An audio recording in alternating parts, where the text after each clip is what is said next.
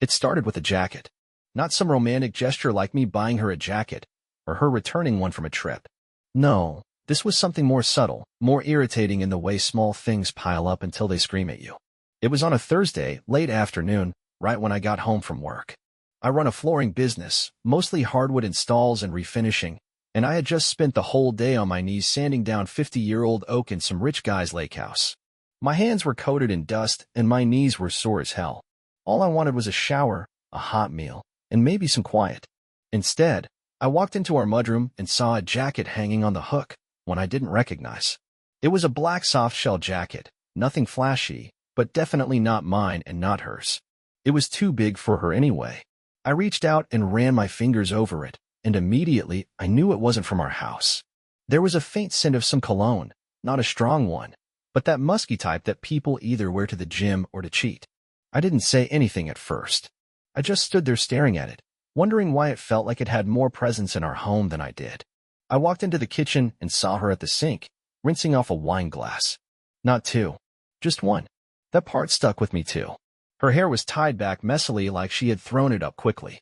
She was wearing leggings and one of those oversized sweaters she usually saves for weekends. She looked over her shoulder and smiled at me like it was any normal day. "Hey babe, you're home early," she said, her voice casual, too casual. "Job wrapped up fast," I said, pulling out a chair at the kitchen table. I didn't sit. I just stood there, watching her, trying to read between the lines on her face. She turned back to the sink, finished rinsing the glass, and placed it upside down on the drying rack. "I was just catching up on that show you hate." "Cool. Whose jacket is that in the mudroom?" She froze, just for a split second, but I noticed it. She reached for a dish towel, wiping her hands, and turned around. "Oh, that's probably Leah's boyfriend's. He dropped her off earlier and must have left it." "Didn't know Leah was here," I said. "She just stopped by for a bit. You know how she is. Quick chat, little wine, then out the door." It didn't add up. Leah lived across town, and I knew her boyfriend drove a truck and wore flannels like a uniform, not some cologne-sprayed jacket from a mall brand. But I didn't push. Not yet. I just nodded and grabbed a beer from the fridge. That night, I sat on the couch next to her, watching whatever trash TV she had on, pretending to care about fake housewives while my mind was running laps. She laughed at something on screen, glanced over, and rested her head on my shoulder like she always did. I kissed the top of her head, but something in me didn't feel right. It was like touching something familiar but knowing it wasn't yours anymore. The next day, I went to work but couldn't concentrate. Every nail I drove into a floorboard felt like a warning shot. Something was wrong, and that jacket had ripped a hole open. I came home again, same routine, but this time I paid attention to the details. No extra wine glass, no jacket. It was gone. Vanished. Like it had never been there. I didn't ask. She didn't offer. But that night, while she was in the shower, I walked out to the garage and pulled the trash bag from the outside bin. Right there, buried under coffee grounds and a pizza box, was that black jacket. I didn't pull it out. I just stared at it. Why throw away someone else's jacket unless you were hiding something? That was the moment it clicked. Not just suspicion, not just paranoia, but something real, something heavy. I tossed the bag back in the bin and walked inside. I climbed into bed next to her while her hair was still wet from the shower. She rolled over and kissed me goodnight, and I kissed her back. But that night, I didn't sleep at all. My eyes stayed open, locked on the ceiling, and I waited for the next crack in the story. 2 days later, I came home early again. She wasn't expecting me. Her car was in the driveway, but the house was locked up like no one was home. I walked around back and slid through the gate. The curtains in the living room were shut tight, something she never did during the day. That's when I heard it. Not voices, not music, but the sound of feet moving quickly on the floor and the slight creak of the back door closing. I didn't barge in. I didn't make a scene. I just stood by the fence, waiting. 5 minutes later, the side gate opened, and a man stepped out. Mid-30s, average height, beard, wearing a gray hoodie pulled low. He didn't see me at first. He looked down the alley and started walking. I followed him, just far enough behind. I watched him turn the corner and jog lightly toward a car parked 2 blocks away. I didn't do anything. I didn't take a picture or yell or confront him. I just walked back home like a man dragging a piano behind him. She was in the kitchen again, back to rinsing a single wine glass. She turned, startled, and smiled quickly. "You're back." "Yeah. Early job again." She nodded, but her eyes didn't meet mine. There was tension in her hands as she wiped the glass dry. I was just cleaning up. Leah stopped by again. No jacket this time? She froze. That tiny pause again. Then a laugh. Nervous, fake, obvious. Huh, yeah, no. Just her today. I didn't say anything. I grabbed a beer, walked past her, and went straight into the basement. That was the moment I knew I needed to do more than observe. I had to act. I wasn't going to be the guy sitting quietly, dying slowly from someone else's lies. I started thinking differently. If she wasn't going to talk, if this whole thing was built on a web of made-up drop-ins and wine glasses and Leah's boyfriend, then I needed to pull the threads until the whole thing collapsed. I wasn't going to ask her again. I wasn't going to play the fool. I was going to wait. And I didn't have to wait long. The next Wednesday, I left the job site early, didn't tell anyone. I didn't even bring the work van home. I had one of the guys drop me off a block away from our house around 2 in the afternoon. It was a dry day, sunny but cold, and everything about the air felt sharp. I remember standing behind the neighbor's bushes like some creep, but I wasn't even ashamed. I had spent the past week pretending I believed her lies, and now I needed to know what the truth looked like when she didn't think I was watching. The first thing I noticed was that her car wasn't in the driveway. But when I got closer to the house, I saw it parked around the corner on the side street. That was strange. She never parked there. Ever. I walked up to the front door and pulled my keys out but stopped myself before unlocking it. If someone was inside, I didn't want them hearing the front door open. I circled around the side, through the gate I had oiled last summer, thankful it didn't squeak anymore, and went straight to the back door. It was unlocked. That detail didn't sit right. She always locked the back door, even during the day. I stepped inside quietly and listened. I didn't hear anything at first, no voices, no movement. The kitchen was empty, just like it always was at this hour. I walked through the hallway slowly, not sure what I expected to find, but something about the silence felt off. Then I heard it, a laugh. Not hers. A man's voice. Soft but clear. Followed by another laugh, this time hers. It came from upstairs. I didn't move for a few seconds. My chest felt heavy, not from emotion, just pressure. Like my own body was trying to keep me from going up there. But I did. Step by step, I climbed the stairs, careful to avoid the one that creaked, even though part of me wanted them to hear me. Maybe I wanted them to know. Maybe I wanted the confrontation right there. But instead, I moved quietly, slower than I ever have. I stopped outside the bedroom door. It was open just a crack. Just enough. I could see the mirror on the wall and just enough of the room to understand exactly what was happening. I didn't need to hear more. I didn't need to walk in. There was no need for guessing. There were clothes on the chair that didn't belong to me, a pair of sneakers on the floor I didn't recognize, and her voice laughing softly like she hadn't done around me in months. I stepped back, walked down the stairs, and out the front door like a man leaving his own home for the last time. I didn't slam anything. I didn't shout. I didn't even look back. I walked straight to the main road and called the first person I thought of, my brother. Hey, you busy? No. What's going on? I need to come by. Now. Everything all right? I'll tell you when I get there. He didn't ask anything else. I sat in his garage on a beat-up chair with a beer in my hand that I didn't drink and told him what I saw. He didn't say anything for a long time. Just nodded and kept looking at the ground.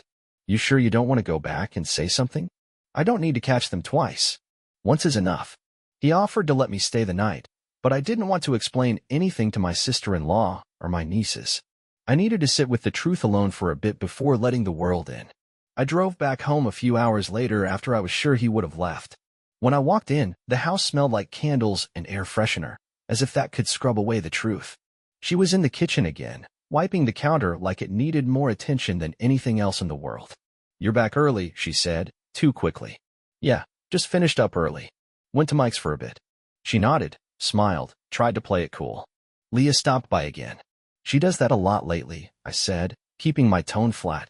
Yeah, she's been going through stuff, so I've been trying to be there for her. That's nice of you.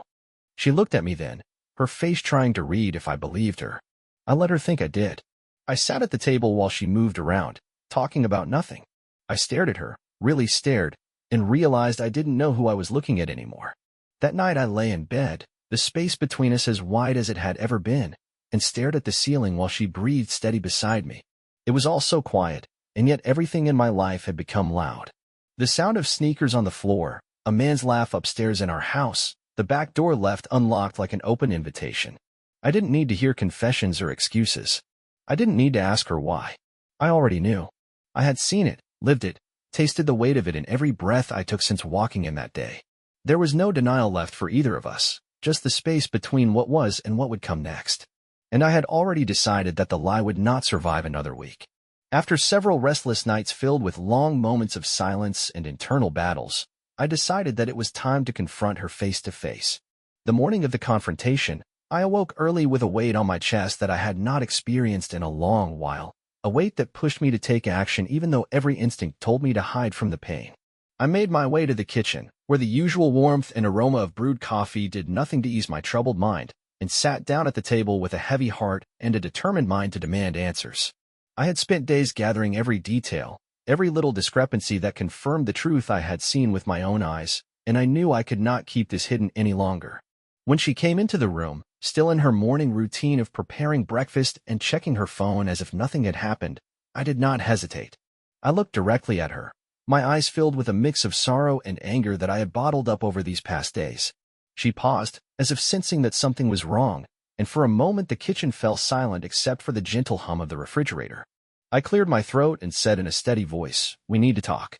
She hesitated for a second, then set the utensils aside, her expression a mixture of concern and uncertainty as she replied, "About what?" I continued, "About the jacket, about the unlocked door, and the sound that came from upstairs. I saw what I needed to see, and I know that you have not been honest with me."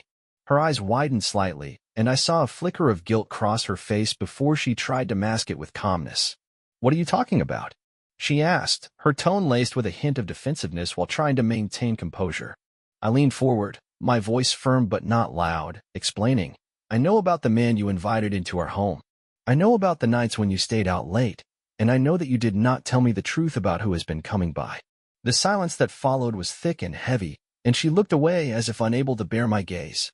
"I did not expect you to come back tonight, and I did not expect you to be so certain of everything," she murmured, her voice wavering slightly. I replied, "I have seen it with my own eyes, and I have heard the evidence in the laughter coming from our own house. I cannot ignore what I have witnessed." Her eyes filled with tears, and she looked at me with a mixture of regret and sorrow, saying softly, "I never meant for you to find out this way. I wish I could take it back, but I did not know how to tell you." I felt a rush of conflicting emotions as I tried to process her words. A part of me wanted to demand an immediate explanation, while another part longed for understanding. "Tell me the truth," I said quietly, "because I deserve that much. I have been patient, and I have allowed myself to believe that nothing was wrong, but now I need to know exactly what has been happening." There was a pause, a moment when the only sound was the faint ticking of the clock on the wall, and then she began to speak in a low, trembling voice. It started as just meeting someone who was in need of comfort, someone who understood me when I felt isolated. But then it grew into something that I could not stop, something that I was too afraid to admit even to myself. I listened, my heart aching as she explained how she had become involved with someone else, how a friendship had escalated into intimate encounters that filled a void she had felt for some time. "I tried to be honest with you about feeling distant and alone, but I never imagined that this would happen. And I never intended to hurt you," she continued, her voice breaking with emotion. I felt the room close in on me as I tried to keep my composure, knowing that this conversation was both necessary and painful. "Did you ever consider what this would mean for us?" I asked, my voice steady despite the turmoil churning inside me. She paused, and after a moment of silence said, "I was scared that if I told you, you might leave me, and I was afraid of losing everything we built together." I shook my head slowly, not in disbelief but in sadness, replying, "I never thought that silence and half-truths could build a wall between us that is now so high I can barely see you anymore." Her eyes met mine, and in them I saw the realization of the magnitude of her choices. "I know I have hurt you, and I regret the choices I made, but I was lost, and I thought I could handle it on my own, without destroying what we have," she said, her voice pleading softly for forgiveness even as she knew that no words could undo the damage. I took a deep breath, feeling the urge to let go of the pent-up emotions that had been consuming me, and said, "We cannot simply pretend this did not happen, nor can we ignore the consequences of our actions. I need to understand if there is any way forward for us or if our paths have diverged irreparably." The conversation continued in a low, measured tone, filled with long silences and moments of raw honesty, as we both tried to navigate through the maze of regrets and unmet expectations. She asked quietly, "Do you still love me?" as if trying to find a way to mend the gap that had been created. I answered slowly, "I love you, but I cannot ignore the betrayal that has seeped into every corner of our home, and I need time to decide what this means for our future." There was a long pause before she whispered, "I am truly sorry for everything," and I could see tears glistening in her eyes. The conversation turned to long, meandering explanations about loneliness and unmet needs, and as we talked, I realized that every word was both a confession and an admission of fault. The dialogue carried on well into the afternoon, neither of us speaking in short bursts but rather in sustained, heavy paragraphs that told the story of our unraveling. I did not know if the truth would set us free or if it would seal our fate, but I knew that we had reached a point where honesty was our only option, and that honesty came with consequences that neither of us could have foreseen when we first chose to build our life together. After the conversation that stripped everything bare, I spent the next few days going through the motions without speaking to her unless it was absolutely necessary. I woke up before her, came home late, and avoided being in the same room for longer than a minute. Every interaction was cold, every glance from her carried guilt, and every minute I spent in that house felt like a performance I no longer cared to put effort into. She tried to act like she was still part of this home, tried to ask questions about my day or make small talk during meals, but I responded with short, robotic answers that gave nothing away. I wasn't going to argue anymore, and I wasn't going to listen to more apologies. I had already decided what I was going to do, and she didn't deserve a warning. It wasn't about rage or emotional breakdowns. I didn't flip any tables or smash anything. I didn't yell or cry. I just started planning. Every day I worked quietly, storing files, gathering details, backing up messages from her laptop that she had forgotten to log out of. The name of the man who had been in my house wasn't hard to find. He had left behind a receipt in the trash that day, the one with the jacket. A smoothie receipt, local cafe, paid by card, his name printed at the bottom. She never even noticed it when she cleaned up later that night. That small piece of paper was all I needed to start pulling his life apart from the outside. He was a mid-level consultant at some tech firm, not married, no kids, one of those men who lived out of a laptop bag and gym locker. His online presence was exactly what I expected: gym selfies, coffee cups with motivational captions, and nothing meaningful beyond shallow compliments from strangers. I saved it all. I didn't want to confront him in person, not yet. That would be too easy, and I had something more effective in mind. I dug into his work profile, his job history, his online behavior, and soon enough I had a pretty detailed picture of the man who thought he could sneak into someone's life and leave unnoticed.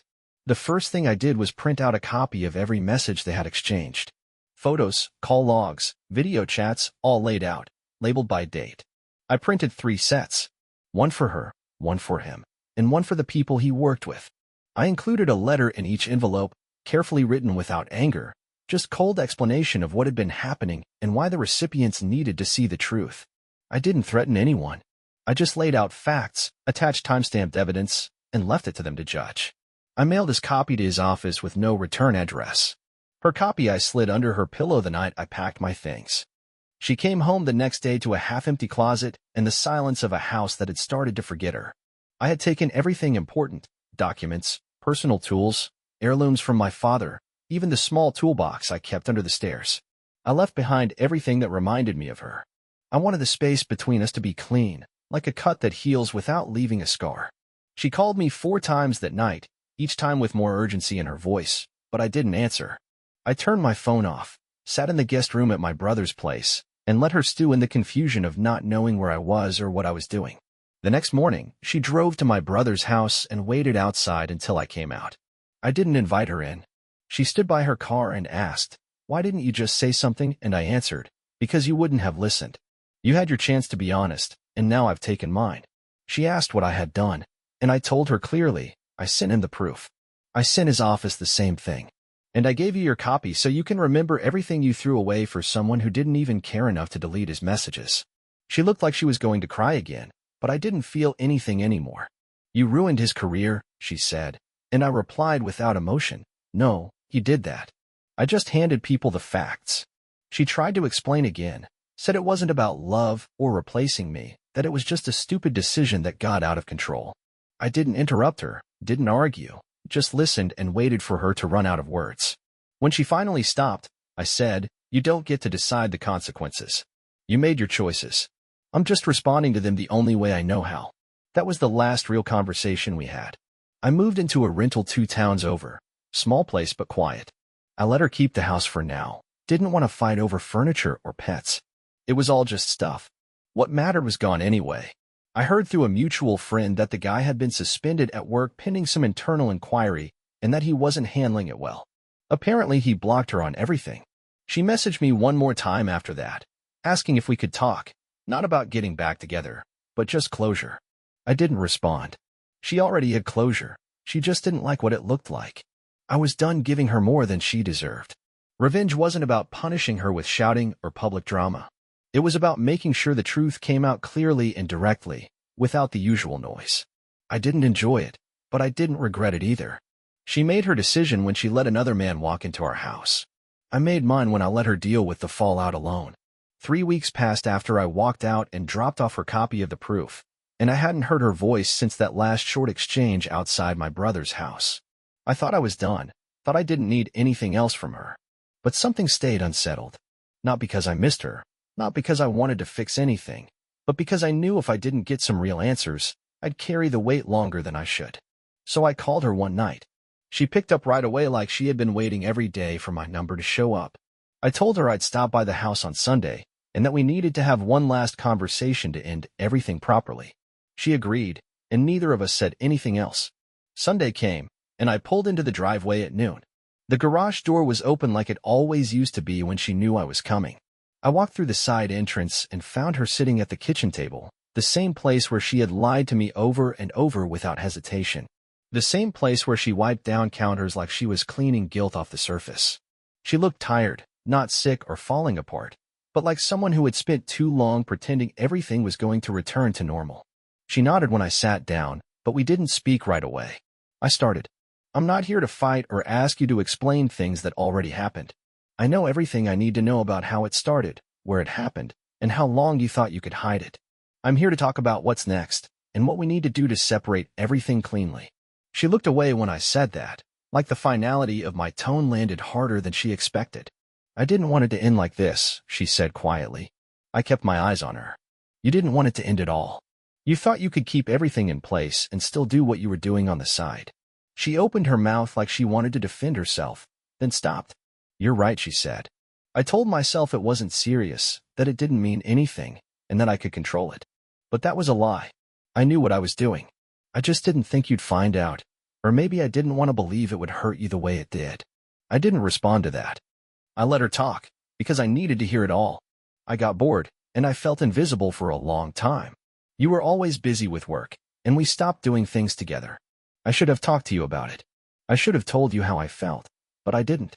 I looked for attention somewhere else, and once it started, I couldn't stop without admitting how far it had gone. So instead of being honest, you invited him into our home, into our bed, and then lied to my face while laughing with him upstairs, I said calmly, even though I could feel the old tension crawling up my throat again. I didn't bring him into our bed, she replied, voice raised for the first time. I'm not defending what I did, but it wasn't like that. We spent time here when you weren't around, but I kept the line. I cut her off. You don't get credit for drawing lines after crossing them. It doesn't matter where you sat or what you didn't do. You brought another man into my space. That's enough. She didn't argue. She leaned back in the chair, folded her arms, and stared at the floor like she finally accepted that this wasn't about persuading me anymore. I leaned forward and said, We're going to file. I've already talked to someone, and the paperwork is in motion. You'll get served this week. I don't want the house, and I'm not asking for anything more than my share of what we built. You can keep the rest. I just want to be out of it clean. She nodded slowly. I figured that would happen. I won't fight it. Her voice was calm now, almost hollow. Are you going to tell everyone? She asked. I already did, I said plainly. Not the neighbors or people who don't need to know, but your friends, my family, and a few of the people who asked questions. I didn't lie for you. I just told them the truth. She closed her eyes for a second. They've stopped talking to me, she whispered. Even people I've known for years. They just dropped me. I didn't say anything. That wasn't my problem anymore. I wasn't going to carry her shame or help her manage the fallout. That was her job. I know I can't ask for anything, she said, but I still want to say I'm sorry. I nodded once. I heard it the first time. I just hope you mean it now. There was a long silence after that. I stood up, not because I was angry or rushing out, but because there was nothing left to say. This is the last time I'm coming here. After this, everything goes through the lawyer. If you need anything specific, have them contact me. She stood too but didn't move closer. Are you going to be okay? She asked. I looked at her for a long moment before replying. Eventually. I'm not now, but I will be. And that's not your concern anymore. I walked to the door, paused, and turned back once. We had some good years. That's not erased. But I'll never forgive how you chose to finish it. Her eyes welled up again, but she didn't say a word. I walked out, got in my truck, and left that house behind for good. The silence in the cab felt different than before. It wasn't heavy. It was clean. The following weeks were slow but necessary. Everything was moving through the legal process the way it was supposed to, and there were no surprises. No fights over the house, no drama in court, just paperwork passed between two people who had stopped being a couple long before the signatures made it official. I didn't feel relief right away. What I felt was a strange emptiness, not sadness, not anger, just a space where something used to be. It wasn't grief. It was more like I had finally stopped waiting for things to go back to how they were and had accepted that they never would. Once that settled in, things started to feel a little more clear. My brother let me stay with him longer than I expected, and when I offered to leave and get my own place, he said, "Take your time. Just don't stay still too long." He wasn't wrong. I didn't want to be stuck in the same routine, waking up in someone else's guest room and pretending that meant I was rebuilding. So I started looking for something small, somewhere out of the way but not far from work. I found a rental with a garage and a little backyard, nothing special, but it was mine. No shared memories, no reminders of what used to be. I didn't bring anything from the old house except my tools and clothes. I bought a cheap table, a second-hand couch, and started over with the basics. The first few nights in that place were quiet in a way I hadn't felt in years. Not lonely, just quiet. I didn't hear someone coming in late, no phone buzzing across the room, no tension in the kitchen when I got home. I cooked what I wanted, watched whatever I felt like, and went to bed early without thinking about what she was doing or where she had been. That kind of peace doesn't show up all at once. It creeps in slowly, and when you finally realize it's there, it feels solid. People started asking how I was doing, and I gave them honest answers. Getting better. Taking it slow. Working a lot. I didn't need sympathy or advice. I just needed people to stop treating me like I was broken. Most of them meant well, but it got old hearing how strong I was or how time heals everything. I didn't need a pep talk. I just needed time without having to pretend I was fine. And after a while, I was fine. Not great. Not amazing. Just okay. And that was enough. One night, my brother asked me if I hated her. I thought about it for a while before answering. No, I said. I don't hate her. I don't like her, and I'll never trust her again, but I don't waste energy hating her. She made her choices. I responded to them. Now we move on. He nodded and didn't say anything else. That was probably the first time I said it out loud, and it helped put the whole thing in a place I could live with. She didn't reach out after the papers were finalized. No calls, no texts. That part surprised me a little, but I guess she understood that there was nothing left to say. I heard through someone else that the guy she got involved with had left town, transferred, or relocated, depending on who you asked. She kept the house, still worked the same job, and from what I was told, kept to herself a lot more than before. That wasn't my concern anymore. I didn't follow her life, didn't check her social media, didn't ask mutual friends for updates. I let her go in every way that mattered. Some weekends, I still caught myself thinking about the early years, before everything changed. Not with regret, just curiosity. Like wondering how something that felt so solid could fall apart without warning. But when I really looked back, I saw the signs. The slow distance, the shift in priorities, the silence that started replacing conversation. I just didn't want to admit it back then. I thought relationships hit rough patches and bounced back. I thought loyalty was enough to fix anything. But it turns out that you can't hold something together if the other person has already let go. Eventually, I started going out again, not looking for anything serious, just trying to reconnect with the world. Friends invited me to things, coworkers started including me in plans, and slowly, I started showing up. I laughed more. I listened more. And I realized that life doesn't end because one person stops being honest. You don't lose yourself just because someone else chose to lie. You adapt. You adjust. And you move forward. That's where I am now. Not in a hurry. Not chasing anything. just focused on living my life on my own terms. I still run the flooring business, still keep busy, and still spend quiet evenings in my little rental doing whatever I feel like. It's not exciting, and it's not something you make a movie about, but it's stable. It's mine. And for now, that's more than enough. What I've learned through all of this is that betrayal doesn't define you unless you let it. People make choices, and sometimes those choices wreck everything you built. But how you respond, that's what matters. I didn't collapse. I didn't beg. I didn't stay in a situation that drained me. I stepped away. I did what I had to do. And I'm still standing. The story ends here, not because I've got it all figured out, but because I've finally closed that chapter without dragging the weight of it into everything else I do. The past is behind me. The truth came out, and I handled it the best way I knew how. I'm not proud of every word I said or every decision I made, but I'm not ashamed either. I stood up when it counted, and I didn't let her silence become mine. That's enough. That's closure.